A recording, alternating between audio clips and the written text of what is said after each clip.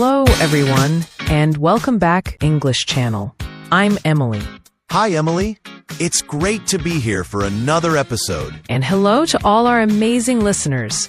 We're so excited to start a new series called English in Daily Life. Real conversations for real situations. That's right, Emily. In this series, we'll be exploring everyday topics and showing you how people really talk about them in English. We want to make learning English practical and useful for your daily life. Exactly. So before we dive in, if you're new here, please hit that subscribe button and ring the notification bell so you don't miss any of our future episodes. And if you enjoy our content, please give this video a thumbs up. It really helps us reach more learners like you. Oh, and don't forget to share this episode with your friends who are also learning English. The more, the merrier. Absolutely. Okay, Emily, so what exciting topic are we tackling today for our first English in Daily Life episode? Well, Paul, since it's the start of the day for many of our listeners, I thought we could talk about something very common, our morning routines. How do you start your day? That's a fantastic topic, Emily. Everyone has a morning routine, whether they realize it or not. It's such a fundamental part of our daily lives. So, let's start with you, Emily. What does your typical morning look like? Okay, so my alarm clock usually goes off around 7 a.m. I'm not a morning person, so the first thing I do is hit the snooze button. Maybe once or twice. I think a lot of people can relate to that, Emily. Yeah, I need those extra few minutes. When I finally get out of bed, the first thing I do is drink a big glass of water. I find it helps me wake up and feel more refreshed. That's a great habit. I should probably start doing that more consistently. You should. After that, I usually head to the bathroom to brush my teeth and wash my face. Nothing too exciting there. Standard morning procedures. What comes next for you? Next, I like to make myself a cup of tea. I'm a big tea drinker. While the water is boiling, I usually stretch a little bit. Just some simple stretches to get my body moving. That sounds lovely and relaxing. I usually go straight to making coffee. I can't function without my morning coffee. I understand that. After my tea, I usually get dressed. I like to lay out my clothes the night before to save time in the morning. That's a smart idea. I'm always rushing to find something to wear. It definitely helps. Then, depending on the day, I might do a quick workout at home or head straight to the kitchen to make breakfast. What do you usually have for breakfast? It varies, but I often have toast with avocado and eggs, or sometimes oatmeal with fruit and nuts.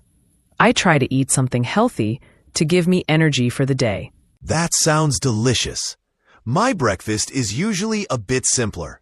Maybe just a piece of toast or a quick bowl of cereal. I'm not always very hungry in the morning. And after breakfast?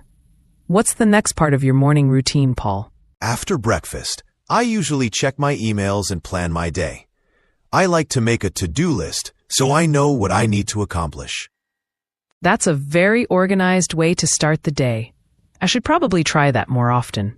For me, after breakfast, I usually spend some time catching up on the news or reading a book before I start working. So that's your morning routine at home. What about when you have to go to work? Does it change much? Not drastically, but I do need to factor in commute time. So I might wake up a bit earlier to make sure I have enough time to get ready and travel to work.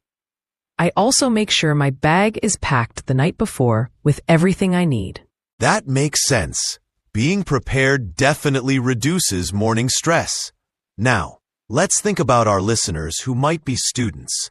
What might their morning routine look like? That's a great point, Paul. For students, their morning routine would revolve around getting ready for school or university. They might wake up, shower, get dressed in their uniform or comfortable clothes, and then have breakfast. And depending on their age, they might need some help from their parents to get ready, especially younger students. Exactly. Parents might be helping with packing school bags, making lunches, and ensuring their kids get out the door on time. And for university students, their mornings might be a bit more flexible depending on their class schedule. They might wake up later if they don't have early classes, or they might use the morning to study or work on assignments. That's true. They might also grab a quick breakfast on the go, like a coffee and a pastry, if they're running late for a lecture. Now let's think about people who work outside the home. Their morning routine might be quite different too, depending on their job. Definitely. Someone who works in a physically demanding job might have a more substantial breakfast to fuel their day. They might also have a specific routine for getting their work clothes ready. And someone who works in an office might spend more time getting ready, choosing their outfit carefully, and maybe even doing their hair and makeup. Yes, and their commute could also be a big part of their morning. They might listen to music, podcasts, or audiobooks during their commute to make it more enjoyable or productive. That's a great idea. Using commute time to learn something new or catch up on things. Absolutely. Now, let's imagine a different scenario. What if someone was to grab breakfast at a cafe before heading to work or school? What kind of English might they need to use? Oh, that's a fun one. So they might walk into the cafe and say, "Good morning." And the barista might reply, "Good morning. What can I get for you?" Then the person might say, "I'd like a coffee, please. A latte, maybe?" Or, "Could I have a cappuccino, please?" It's always polite to say please. Definitely. And if they want something to eat, they could say, "And I'll also take a croissant." Or, "Do you have any breakfast sandwiches?" The barista might then ask, "For here or to go?" Meaning, do you want to eat it at the cafe or take it with you? And the person would reply, "To go, please," or "For here, thank you." They might also need to specify if they want milk, sugar, or any other additions to their coffee. For example, "Could I have oat milk instead of regular milk?" Or, "Just a little bit of sugar, please." And when they're ready to pay, they might ask, "How much is that?" Or, "What's the total?" A barista would then tell them the price, and they could pay with cash or card. They might say, "Here you go," while handing over the money or card. And it's always polite to say thank you after receiving their order and change. Absolutely. So even a simple interaction, like ordering breakfast at a cafe, involves using some key English phrases. It really does. And it's a great way to practice your English in a real-life situation. Now let's think about some other things people might do in their morning routine. Some people like to exercise first thing in the morning. Yes, that's a great way to start the day with energy. They might go for a run, do yoga at home, or go to the gym. And after exercising, they would probably take a shower and get ready for the day. Others might prefer to meditate or do some mindfulness exercises in the morning to clear their minds and set a positive tone for the day. That's a wonderful practice. It can really help reduce stress and improve focus. And some people like to spend a few minutes reading a book or the news before they start their day. It's a way to ease into the day instead of rushing straight into tasks. Exactly. It's all about finding what works best for you and creating a routine that makes you feel good and prepared for the day ahead. So, Emily, what are some common phrases our listeners might hear or use when talking about their morning routine? That's a great question, Paul. Here are a few. My alarm goes off at. This is how you say what time you wake up. I hit the snooze button. This means you press the button to delay your alarm. I get out of bed. This is the action of leaving your bed. I brush my teeth. This is part of your oral hygiene. I wash my face. This is cleaning your face. I make a cup of coffee, tea. This is preparing your hot beverage. I get dressed. This is putting on your clothes. I have breakfast. This is eating your morning meal. I check my emails. This is looking at your electronic messages.